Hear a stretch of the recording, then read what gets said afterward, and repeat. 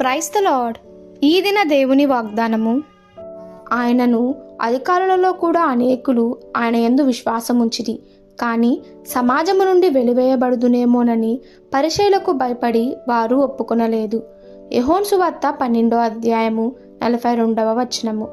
చాలామంది ప్రముఖులు ఆయన యందు విశ్వాసముంచిరి, కానీ తాము సమాజ మందిరము నుండి బహిష్కరింపబడతారని భయపడి వారు ఒప్పుకొనలేదని యోహాను సువార్త 12వ అధ్యాయంలో మనం చూస్తున్నాము. వారు దేవుని మెప్పు కంటే మనుషుల మెప్పును ఎక్కువగా అపేక్షించిరి.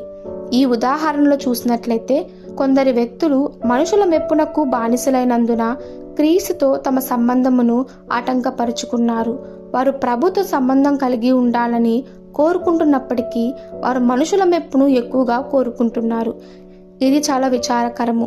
కానీ యోహాను సువార్త 12లో ప్రస్తావింపబడిన వ్యక్తులు యేసే సత్యమని తెలుసు.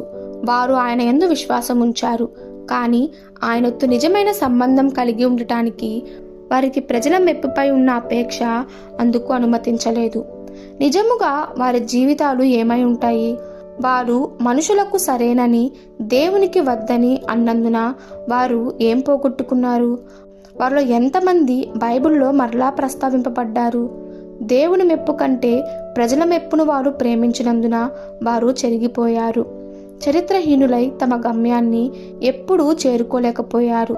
వారు మనుషులను సంతృప్తిపరిచారు కనుక వారిలో ఎందరూ ఆత్మాభిమానం లేని జీవితములు గడిపారు. ప్రజలను కాదు, దేవుణ్ణి అనుసరిద్దాము. ప్రజల మెప్పును మనము ఎప్పుడు పొందుకుంటాము, కానీ దేవుని మెప్పు పొందుకోవడమే మనకు గొప్ప.